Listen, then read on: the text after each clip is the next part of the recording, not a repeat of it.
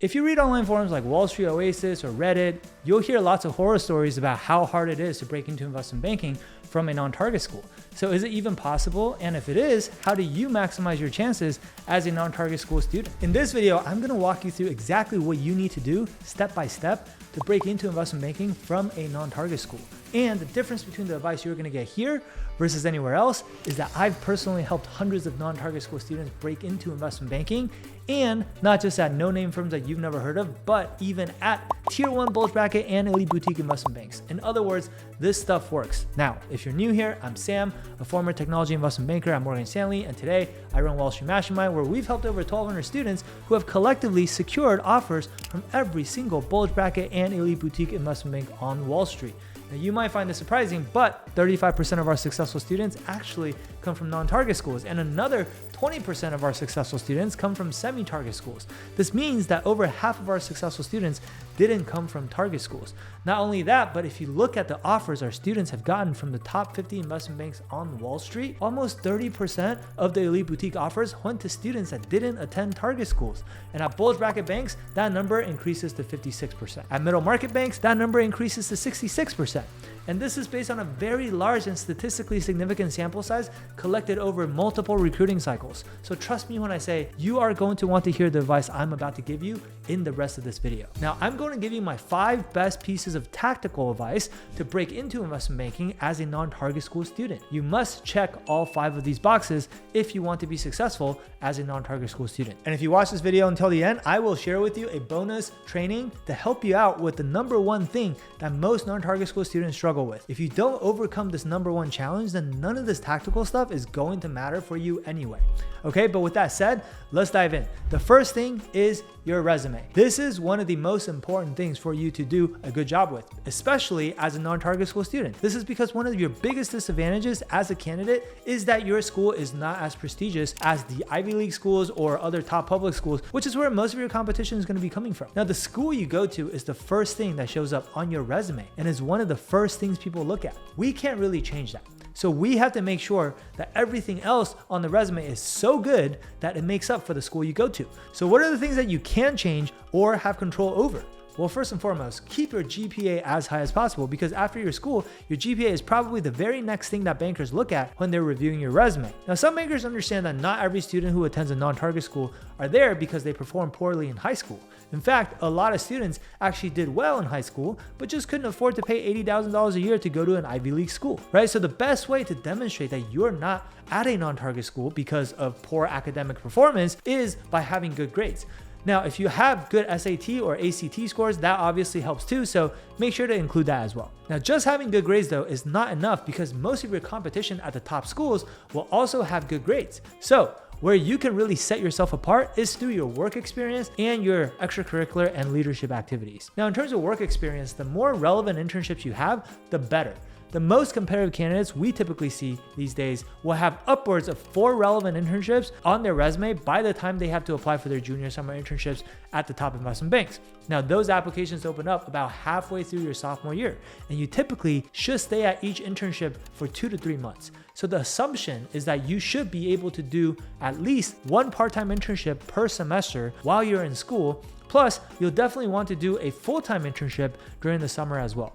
Now, in terms of what's considered a relevant internship, I've created another video on this topic, which you can watch by clicking somewhere on the screen, but I'll also drop the link below this video. Aside from internships though, you'll need to demonstrate your passion for finance by getting involved with finance-related extracurricular activities. This typically means joining the relevant finance or investing clubs on campus, or better yet, starting a club on your own. One of the downsides of going to a non-target school is that there aren't as many student organizations that cater to students who are interested in finance. However, you can turn that into a positive by using it as an opportunity to start such an organization yourself. Being able to say that you founded a relevant club on campus, or that you were a president of the organization, will help you stand out against target school students, most of whom don't have this type of experience on their resume. And one last thing you can do is participate in investment banking case competitions. There are many of these out there, but the most famous one is the NIBC Global Investment Banking Competition, which was founded in 2009 and has happened every year since. Participating in these competitions will give you hands-on experience with the type of work that bankers do and gives you something interesting to add to your resume and talk about in interviews. Now, if you're able to place at the competition, you'll also have the added bonus of demonstrating that you not only can hang with the target school students, but you can actually outperform them on the job. Okay, so next, let's talk about the second really most important area, which is your networking.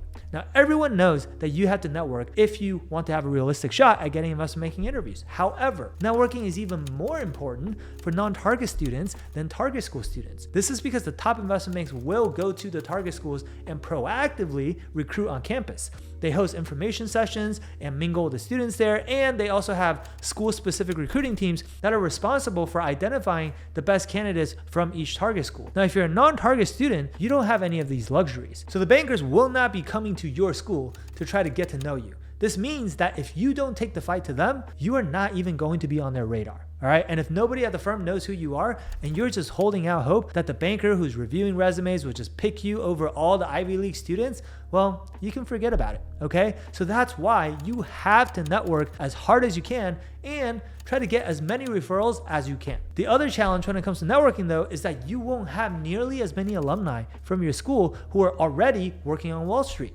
Of course, if a banker went to the same school as you, they're more likely to respond to your networking requests. And it's also easier to build rapport with them. And that typically also means that they're going to be more inclined to help you out after they talk to you, right? But again, since you don't have the luxury of a large alumni network on Wall Street, you need to make a few adjustments to your approach. The first adjustment is to know that you will have to network with more bankers than your competition at the target schools. Your response rate will be lower, and most likely your referral rate will be lower too. So you have to be willing to outwork the target school students. And to give you some context, the target school students we work with will typically reach out to hundreds of bankers or around there, right? On the other hand, for the non-target school students that we work with, we've seen that number go as high as 2,000 to even 3,000 bankers in the most extreme cases. So we're talking an order of magnitude in terms of the difference, right?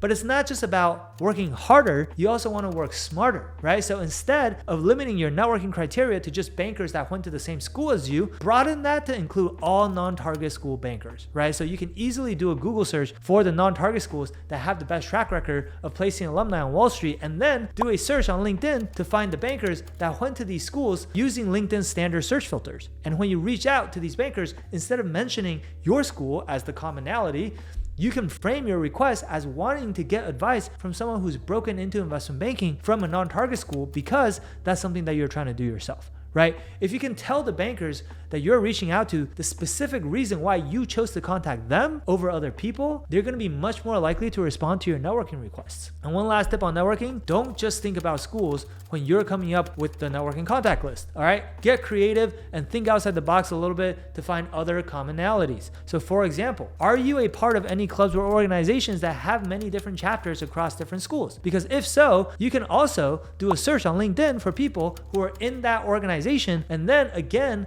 use the search filters to target people from specific firms. So using myself as an example, I was in a business fraternity called Alpha Kappa Psi in college. So if I type Alpha Kappa Psi into the LinkedIn search bar and then filter the current company filter for Goldman Sachs, let's say, I'll get a couple hundred results of people who have both Alpha Kappa Psi and Goldman Sachs on their LinkedIn profile. Once I have this list, I can reach out to them and mention that we're both brothers in AK Psi, and that will increase the chances of me getting a response from them, right? Oh, and by the way, if you're finding this video to be helpful, please like this video to let me know so that I can make more videos like this in the future. Or if you have a question about anything I'm saying, feel free to drop a comment below and I will try my best to get back to every single one of you. All right. Okay. Next, let's talk to the third really important piece, which is your technical interview prep. Because even if you have a stellar resume and you crush it with your networking, all that does is get you the interview. But when you get to the interview, you are still going to have to outperform the target school students to force the bankers to hire you. Because if all you do is perform at the same level as the target school students, well, let's just say this. Nobody has ever gotten fired for hiring the Harvard kid over the kid from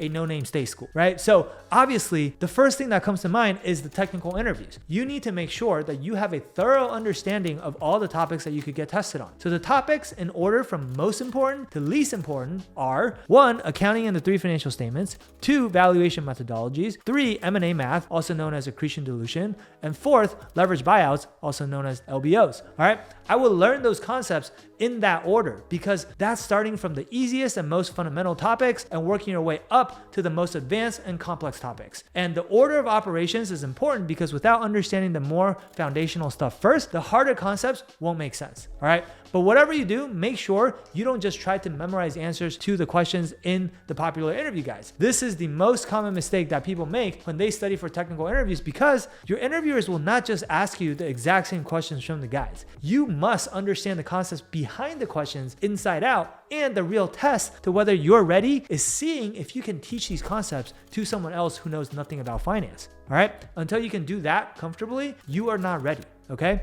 With that said, the technical interview is really just table stakes. It's like the buy-in to the poker game, right? If you don't know your technicals, you can't even get a seat at the table to play the game. But the reality is your competition from the target schools are also going to know their technicals. So this alone is not going to set you apart, right? To win the poker game, you have to outplay your opponents. But how do you do that exactly? Well, that's where the 4th part comes in, right? Which is your behavioral interview prep. Unlike your technical interviews where every candidate who's prepared is going to have the same answers because there's only one right answer to every question, the behavioral interview is much more subjective and open-ended. All right, there is no such thing as a right answer or a wrong answer. There are only better answers or worse answers. In other words, the stories you choose to tell about yourself will be completely different from the stories that your target school competition tell about themselves. So in other words, you are going to be graded on a curve relative to your competition. So when you're crafting your stories, you need to think about how you can position yourself against the competition to cover up your weaknesses and highlight your strengths. So for example, a popular question we've seen bankers ask non-target school candidates is, why should I hire you when I'm interviewing a bunch of other candidates today that go to better schools like Harvard or Wharton or Columbia or Stanford, right? Now, most non-target school students freeze when they hear a question like this because they don't know what to say, right? In reality, the banker is just stress testing you to see how you handle pressure. After all, investment banking is a very high pressure environment. And if you're the type of student to fold under pressure, or if you don't have confidence in yourself simply because you don't have the pedigree, then quite frankly, you're not going to make it in banking, okay? A good way to answer this question though, and turn your non-target background from a weakness into a strength is twofold. All right, first, if you had a good reason for going to the non-target school, explain your rationale for picking that school over a target school. For example, you might say something like, I actually did very well in high school and was accepted to a lot of these target schools that you're mentioning. Unfortunately, the cost of attending those schools were a bit too steep and my parents couldn't afford to pay $80,000 a year for college, especially since I also have 3 other siblings that they had to pay for. Right? Of course, don't lie about anything that's not true when you do something like this, right? Okay, and the second thing is talk about why attending a non-target school actually makes you a stronger candidate. For example, you might say something like, however, I've loved my time here at XYZ University. I've taken so-and-so relevant courses and learned from some really amazing professors. And more importantly, I've also had the opportunity to start ABC Investment Club, which is the first student-run investment fund of its kind on campus because we didn't have anything like that prior to me starting this club.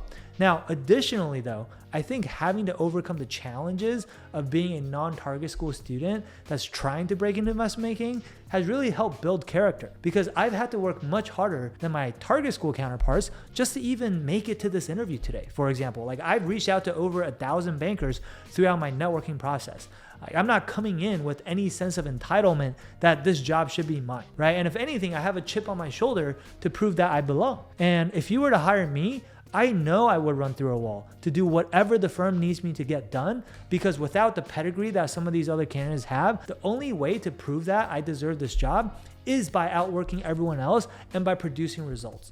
And because I'm a non-target school candidate, I know that I have the grit and the work ethic necessary to succeed in investment banking. And that's why you should hire me over the students from these other Ivy League schools. Now, let me ask you this. If you were an interviewer and you heard this answer from a candidate, like, would you want to hire them? Hell yeah, you'd be super impressed, right? Especially when most of the other non-target school students that got asked this exact same question just froze up and stuttered their way through some incoherent answer with zero confidence whatsoever, right? This is how you make yourself stand out, with phenomenal answers that are different from everyone else's, okay? Last but not least, the fifth and final piece of tactical advice I want to give you is very simple.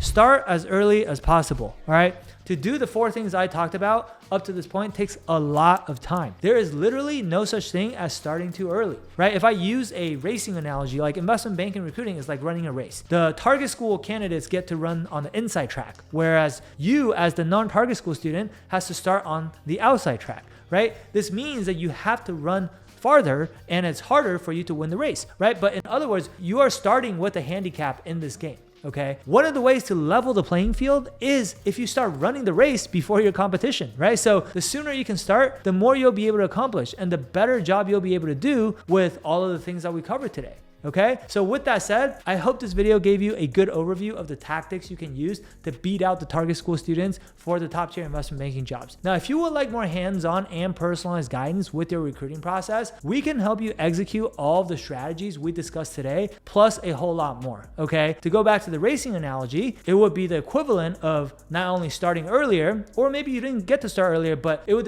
be the equivalent of you running faster than your competition from the target schools because you have us in your corner. Right? And that's another way where you can surpass your competition and still win the race, even though you are starting with a handicap and you have to run a longer distance. Okay. Now, if you want to become our next successful non-target case study, like the hundreds of successful non-target students that have come before you, please don't hesitate to reach out to our team. Okay. Now, as promised, since you watched to the end of this video, if you want to watch a separate training where I talk about the #1 challenge that non-target students have to overcome, which is lack of belief in themselves, then click somewhere on the screen right now to watch it. Or again, I'll drop the link down below this video. Otherwise, if you found this video to be valuable, please hit the like, subscribe, and share button so that YouTube will show you our future videos as well. And as always, remember, nothing worthwhile comes easy and nothing is more important than your future. So keep grinding.